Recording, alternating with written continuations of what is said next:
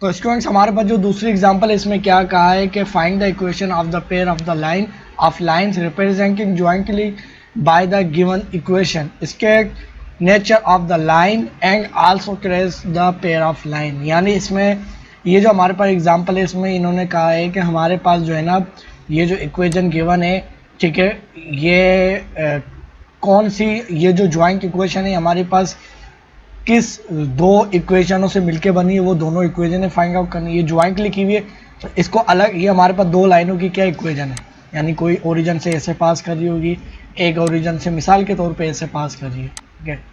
तो हमें क्या बताना है कि इकट्ठी लिखी हुई है इसको अलग अलग करके बताना है कि इस वाली लाइन की ये वाली इक्वेशन होगी और इस वाली की है, ठीक है।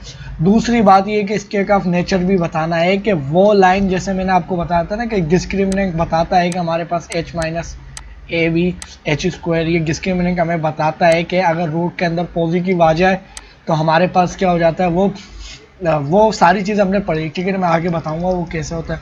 और साथ में ये बताना है कि वो लाइन भी ट्रेस करनी है, यानी उस लाइन को भी ड्रॉ करेंगे, ठीक है। तो सबसे पहले देखिए हमारे पास जो इक्वेशन है वो है 5x square plus 13xy minus 6y square equal to 0। अब आपके पास जो है ना इसके कई मेथड है सॉल्व करने के। आप इसको प्योर क्वाड्रेटिक इक्वेशन बना सकते हैं ऐसे X square plus B X plus C equal to 0, ठीक है। और फिर आप इसको ये बनाकर इस वाली इक्वेशन को, तो आप क्वाड्रेटिक जो फार्मूला होता है उसके अंदर पुट कर दीजिए। क्वाड्रेटिक फार्मूला क्या होता है हमारे पास, होता है minus B plus minus H square sorry B square minus 4ac divided by 2a, ठीक है। इसके अंदर पुट कर दीजिए। अब देखिए कैसे बनाएंगे, इसको कंसीडर कर लीजिए ये आपके पास x है, सही है ना, और फिर आपके पास ये आ गया x, ठीक है, और ये 13 और ये वाली चीज़ क्या हो जाएगी, b हो जाएगी, ये दोनों मिक्स करके, ठीक है।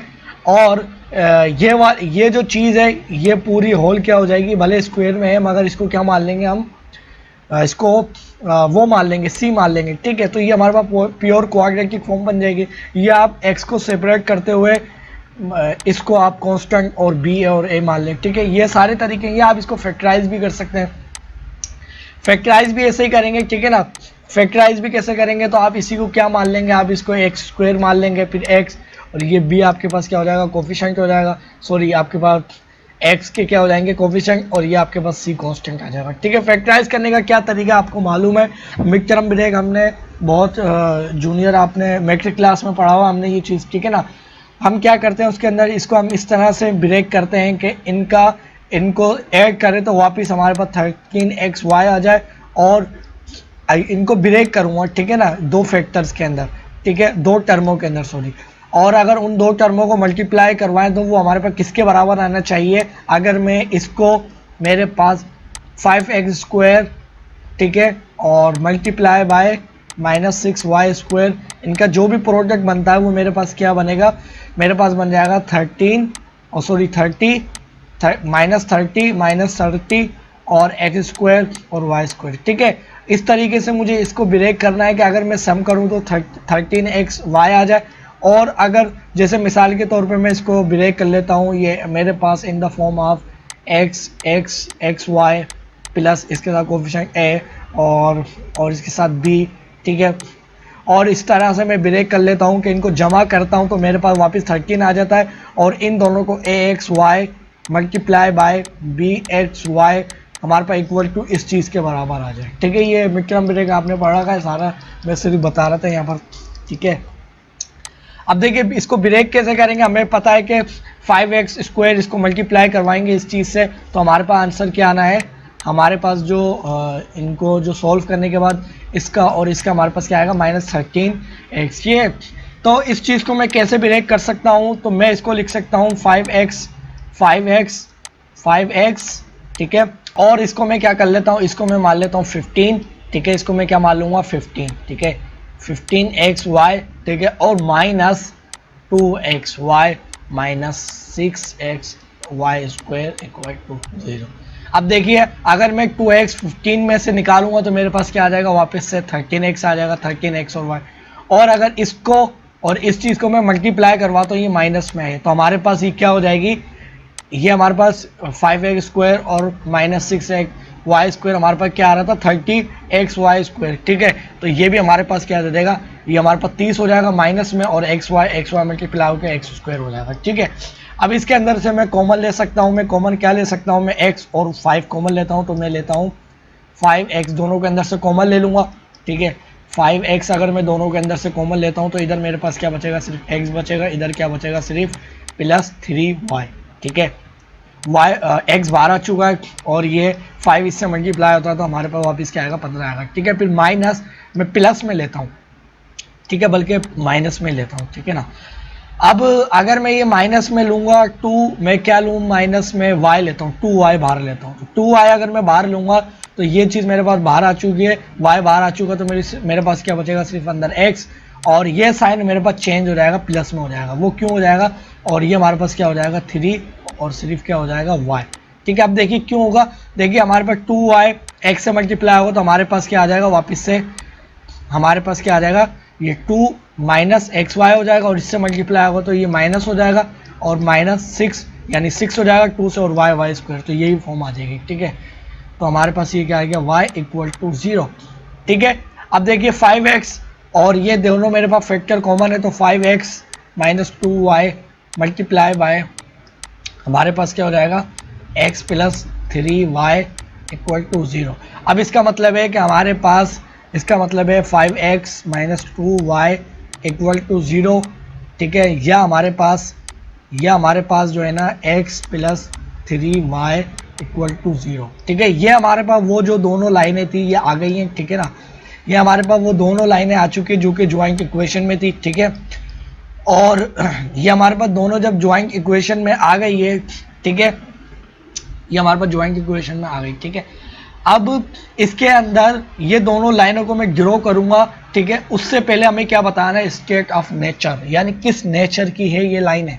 ठीक है ना, इस लाइन की नेचर क्या है। ठीक है, इसको मैं ड्रॉ बाद में करूंगा। ठीक है ना, और इसको पहले मैं इरेज कर लेता हूँ। ये दोनों लाइनें आ गई हमारे पास। ठीक है, ये L1 लाइन है और एक L2 लाइन है। ठीक है, इसको मैं यहाँ करके लिख लेता हूँ। अब हमारे पास, हमने ये पढ़ा था कि हमारे पास स्टेट ऑफ जो नेचर होती है वो हम इस तरह से डिफाइन करते हैं। हमारे पास होता है हमारे पास होता है रूट के अंदर, जब इसको हम क्वाड्रेटिक फॉर्म बनाते हैं तो हमने क्या देखा था, ये हमारे पास होती है h² -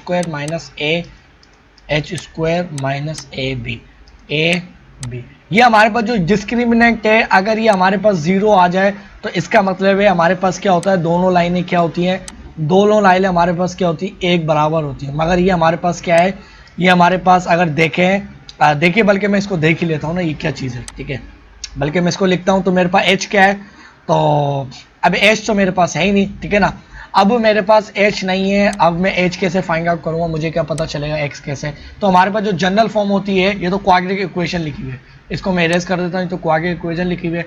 मेरे पास जो जनरल फॉर्म होती है या homogeneous equation passing through the origin, जो ओरिजिन से पास करती है ज्वाइंट इक्वेशन, जो हमारे पास जो ज्वाइंट इक्वेशन होती है वो ओरिजिन से पास करती है, वो किसके बराबर होती है, 2hxy + y + by² = 0। ठीक है, h² a क्या है, a। ठीक है, अच्छा अब हमारे पास क्या है, देखिए x और y एज इट इज, और हमारे पास ये जो 13 लिखा हुआ है, तो इसका मतलब है ये हमारे पास देखिए x और y लिखा हुआ है, इधर क्या बच रहा है, सिर्फ 13 बच रहा है। तो इसका मतलब है जो हमारे पास 2h है वो 13 है इसमें। ठीक है, और y² तो y² इसमें भी मौजूद है, और b क्या है, तो b हमारे पास क्या है, -6 है। सिंपल। ठीक है, बारी बारी वैल्यू पुट करेंगे तो h² क्या हो जाएगा, देखिए तो हमारे पास जो h है वो किसके बराबर, इसमें 13 है। देखिए x और y एज इट इज लिखा हुआ है, तो हमारे पास 2h इक्वल टू हमारे पास क्या है, 13 है। सिर्फ हमें क्या चाहिए, h चाहिए, तो हमारे पास 2 इधर भी डिवाइड होगा, 2 इधर भी, तो 2 से कैंसिल, h² और सॉरी h बराबर है 13/2 के। ठीक है, तो ये हमारे पास h की वैल्यू आ गई, तो h की वैल्यू पुट करेंगे 13/2। ठीक है, और इसका क्या है, होल स्क्वायर।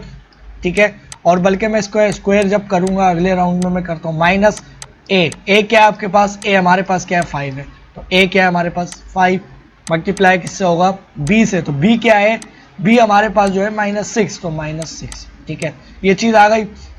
अच्छा, अब ये जो चीज़ है हमारे पास 13 का स्क्वायर आई थिंक हो जाएगा, तो देखिए इसके पास 13 और इसका स्क्वायर करेंगे तो हमारे पास क्या आ जाएगा, 169 6 9, 4 का स्क्वायर और 2 का स्क्वायर 4 माइनस ये क्या देखिए हमारे पास ये क्या हो जाएगा माइनस माइनस साइन और ये चीज़ क्या हो जाएगी 30, तो ये हमारे पास प्लस होके क्या हो जाएगी प्लस 30 हो जाएगी। ठीक है, प्लस 30, 4 इधर भी लेके आएंगे 4 ऊपर भी। ठीक है, तो हमारे पास क्या हो जाएगी, हमारे पास हो जाएगी 169 प्लस 30 डिवाइडेड बाय 4। ठीक है, और अगर इसको मैं चेक करूं सारी वैल्यू तो हमारे पास ये क्या हो जाएगी, सॉरी ये 30 नहीं होगी, ये 34 से मल्टीप्लाई हुआ है ना, तो ये हमारे पास 120 हो जाएगा। ठीक है, ये 120 हो जाएगा। ठीक है, ये 30 मल्टीप्लाई हो तो ये क्या हो जाएगा 30 30 60 120। ठीक है, डिवाइडेड बाय 4। ठीक है, ये ऐसे होगा। ठीक है ना। अच्छा, अब हम इसमें प्लस करेंगे 120।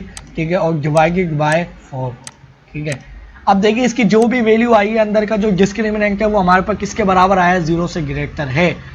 ठीक है, हमारे पास ये जो भी वैल्यू आई है ये हमारे पास क्या है 169 प्लस 120। ठीक है, डिवाइडेड बाय 4 इक्वल टू 0। ये 0 से ग्रेटर है तो जो मैंने क्या बताया था कि हमारे पास 2 डिस्टिंक्ट लाइंस आती हैं। ठीक है, हमारे पास 2 अलग अलग और रियल लाइंस आती हैं। तो देखिए हमारे पास 2 लाइनें ही आई है जब मैंने इसको सॉल्व किया, इसको पहले ही मैंने सॉल्व कर लिया था। तो ये देखिए हमारे पास दोनों अलग अलग लाइन को रिप्रेजेंट कर रही है। ठीक है, तो अब मैं कह सकता हूँ कि हमारे पास इस लाइन के नेचर क्या है, ये हमारे पास 2 अलग अलग लाइनें रिप्रेजेंट कर रही है, 2 डिस्टिंक्ट रियल लाइन्स, और रियल लाइन ये रिप्रेजेंट कर रही है। ठीक है, अगर हमारे पास एक डिस्क्रिमिनेंट 0 के बराबर हो जाता तो हमारे पास दोनों लाइनें क्या होती है सेम आती, मगर ये 0 के बराबर नहीं था डिस्क्रिमिनेंट, तो इसका तो हमारे पास क्या अलग अलग आई, और यह अगर 0 से लेस हो जाता या माइनस में वैल्यू आती तो फिर हमारे पास ये कॉम्प्लेक्स नंबर में चले जाती यानी इमेजिनरी में चले जाती। ठीक है, हमने इसकी नेचर भी देख ली कि हमारे पास क्या है टू डिस्टिंक्ट मैं लिख लेता हूँ to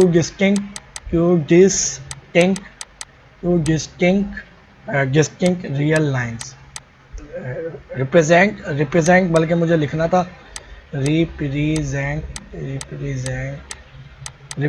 two distinct real lines.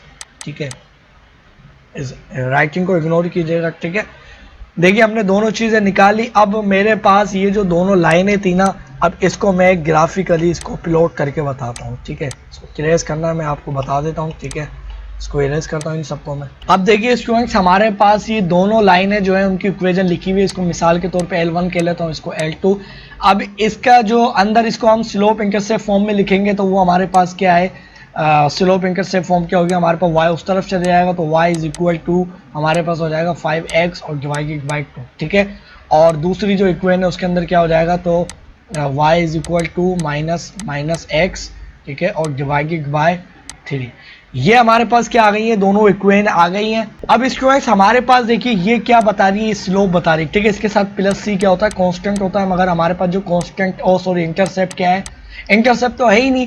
ठीक है ना, अब हमें इस लाइनों की क्या है स्लोप पता है। स्लोप क्या है आपको मालूम है कि अगर मैं ये हमारे पास क्या है, इसकी जो स्लोप आ रही है 5/2 यानी 2 के अंदर 5 x के अंदर 2 चेंज लेके आ रहा हूँ तो y के अंदर कितना चेंज आ रहा है 5। इसी तरीके से अगर मैं ये हमारे पास इसके साथ जो कोफिशिएंट है वो 1 है। ठीक है ना, लिखा हुआ नहीं है, तो अगर मैं x के अंदर 3 चेंज लेके आऊँगा प्लस में तो मेरे पास y में -1 चेंज आएगा। ठीक है, अब इसका एक पॉइंट चाहिए होगा, तो पॉइंट कैसे निकालें, तो पॉइंट हमें ये बात मालूम है कि ये ओरिजिन से पास कर रही है। ठीक है ना, इसका हमारे पास क्या है इंटरसेप्ट नहीं है ना, जब भी इतनी छोटी होकर लिखी हुई वरना प्लस c भी होता है, तो इसका जब इंटरसेप्ट नहीं है तो हमारे पास पता है कि यहीं से पास कर रही है। तो अब मैं क्या करूँगा, इसी पॉइंट को रखते हुए मैं कितना चलूँगा 1 2। ठीक है, x कितना चला 2 और y कितना चेंज होगा 5, 1 2 3 4 5। ठीक है, तो ये लाइन जो है ना इन 2 पॉइंटों से पास कर रही है। ठीक है, मैं लाइन बनाता हूँ। ठीक है स्टूडेंट्स, और ये हमारे पास कौन सी लाइन रिप्रेजेंट कर रही है, y is equal to 5x divided by 2। ठीक है, और ये जो दूसरी लाइन है अगर मैं इसको दूसरे ही कलर से शो करूँ तो अब देखिए वो भी ओरिजिन से पास कर रही है, तो हम कितना चलेंगे x की जानिब 3, 1 2 3, और y में कितना चेंज आ रहा है 1, तो ये पॉइंट इधर है। यानी अब हमारे पास एक पॉइंट ये रहा और एक ये पॉइंट ये रहा। तो अगर इसको मैं रिप्रेजेंट करूँ लाइन को, तो इसके बाद देखिए ये वो दोनों लाइनें आ गई है जो कि हमें बना ली थी, और इसकी जो इक्वेशन है y इक्वल टू -1/3 और x। ठीक है, ये हमारे पास इक्वेशन थी, इसको हमने फाइंड आउट कर लिया। देखिए इसका इंटरसेप्ट नहीं है, तो ये वो दोनों स्ट्रेट लाइन थी जो कि ज्वाइंट इकट्ठे होकर लिखी हुई थी। उसकी स्टेट ऑफ नेचर जो थी वो भी हमने देखा कि वो क्या है रियल और टू डिस्टिंक्ट लाइन है। ठीक है ना, तो ये सारी चीज़ हमने इसके क्या कहते हैं कंसेप्ट लेक्चर के अंदर भी समझी है। वो थोड़े लंबे ज़रूर है लेक्चर, ठीक है ना, मगर आप वो देखेंगे तो एक एक चीज़ मैंने उसमें क्लियर करी है, ठीक है। तो आपको बात समझ में आ गई होगी। अब हम बात करते हैं इसके अगले टॉपिक के ऊपर।